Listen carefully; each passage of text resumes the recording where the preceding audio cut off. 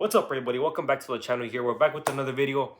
And this time around, you read the title, so we're going to be analyzing the first look that we've seen of Frank Martin under his new trainer and mentor, the former two-division world champion and former trainer of the year, trainer of many world champions, many Hall of Famers, James Buddy McGirt.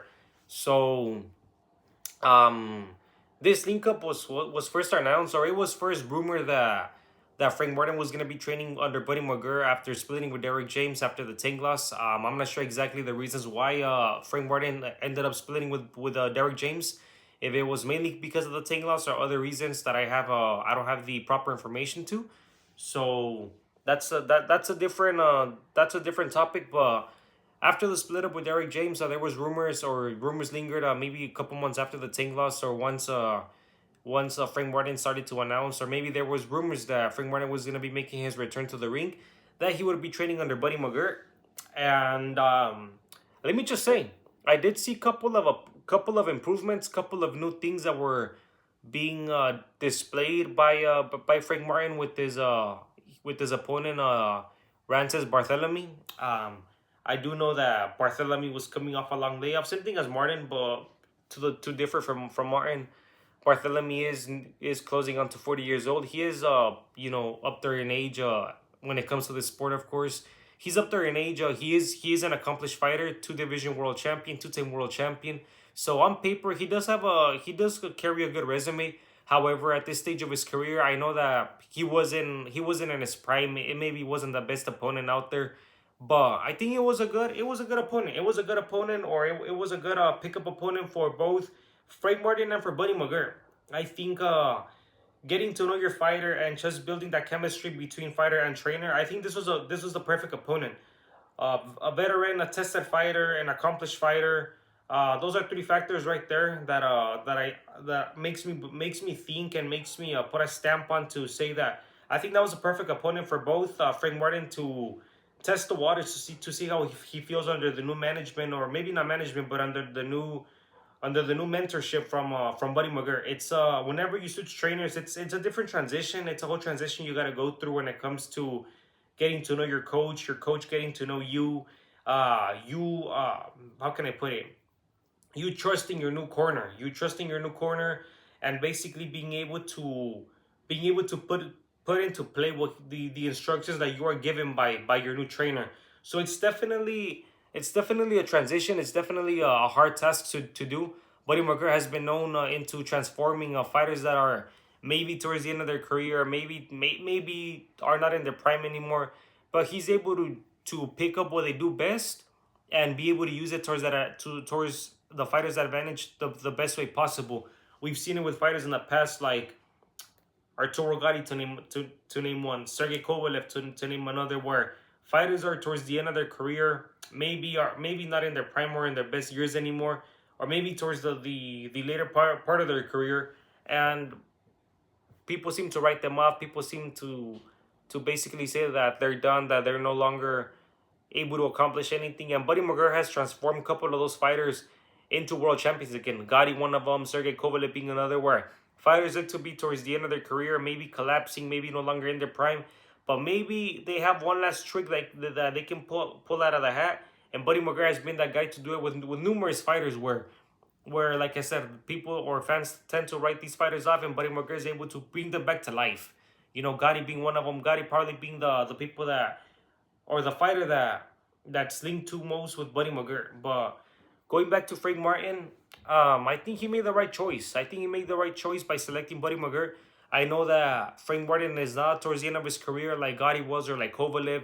Frank Martin is 30 years old, although he did take up boxing in the later part of his life. Most fighters, superstar fighters, like current fighters right now, like Tank Davis, Shakur Stevenson, Teofimo Lopez, David Benavidez, Virgil Ortiz, Jesse Bam Rodriguez, Boots Ennis, etc., Terrence Crawford, they take up boxing at a very early age, early in their youth years, 7 years old, 8 years old, 5 years old. They start competing ever since they're kids, and they transition into having a tremendous and a big amateur career, big amateur background, big amateur pedigree, and they transition into the pros. They turn pro at about 18 years old, 19 years old, and some of them are Olympic alternates. Some of them are Olympians. Some of them just simply carry a big amateur background, and they're able to have a long career as a professional fighter, and they're able to last as many years as a world champion. They're able to last a lot of years as a world champion, collect titles in multiple weight classes, become superstars even. So with Frank Martin, it was a little different. I know Frank Martin picked up boxing at 18 years old. That's quite late. However, there's been exceptions where fighters pick up boxing at a very late age, but they're still able to make some noise. Bernard Hopkins being one of them. We go a couple years back in the 80s, Dwight Muhammad Qawi being another. If you guys don't know who Dwight Muhammad Qawi is, I encourage all of you to go see the first Qawi versus Evander Holyfield fight. You guys are not going to be disappointed. So if you guys don't know who Dwight Muhammad Qawi is, look up Dwight Muhammad Qawi versus Evander Holyfield. Going back to the topic here, a couple years ago in the 2000s and the 2010s, Sergio Martinez from Argentina picked up boxing later in his life, in his early adult years, and became one of the pound for pound fighters of his era. Recently, right now, former world champion, still active fighter, Luis Alberto El Venado Lopez, former IBF featherweight champion. He picked up boxing at 22 years old and became a world champion himself.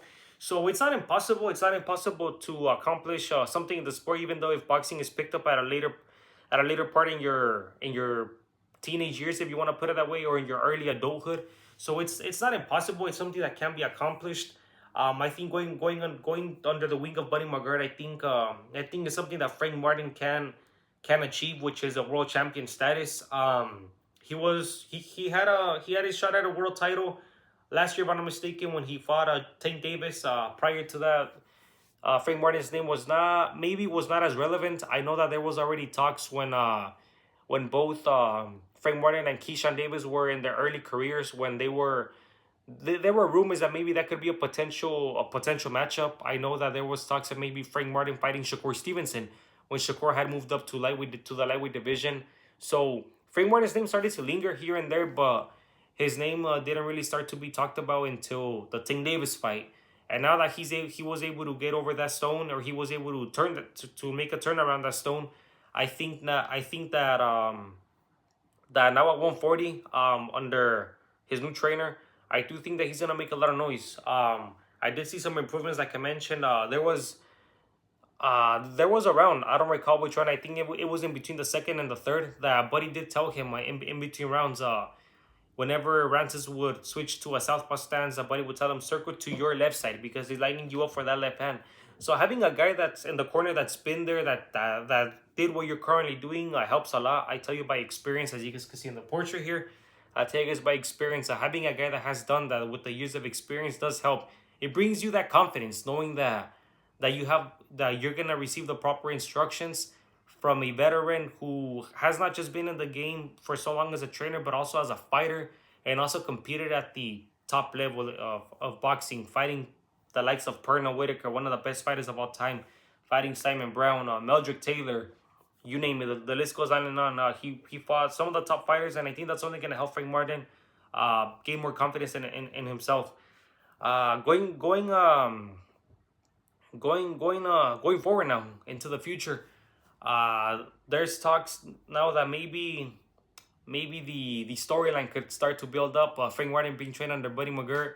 I think it was Fight Hype who was interviewing Buddy before the fight, or maybe during the weigh-ins, that there was talks of a storyline. Buddy training Frank and Keyshawn Davis being from Virginia, the same state of Pernell Whitaker. Buddy fighting Pernell, and now Keyshawn Davis looking up to Pernell Whitaker, being from Virginia, like I mentioned, and fighting Frank Martin. Kind of like a storyline, to build up the fight.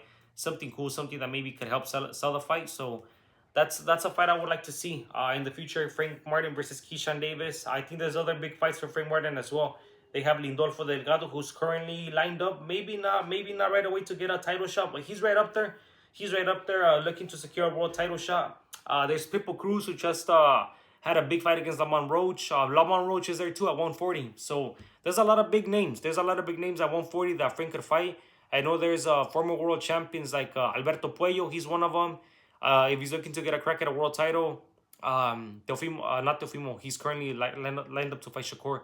But Subriel Matias is there, the IBF champion, Richardson Hitchens.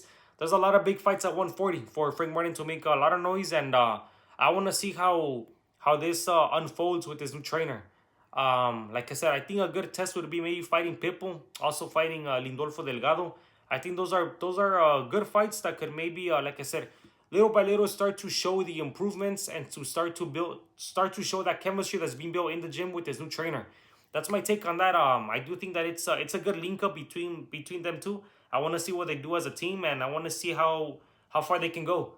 And yeah, that was it for this video, guys. I wanted to drop this video out there. I wanted to express what I thought of the new link up and the first look between Buddy and Frank Martin. I think it's a good choice. I think it's a good fit. I think he's got the right guy in his corner, and I want to see how far they can go. Like I mentioned. All right, guys.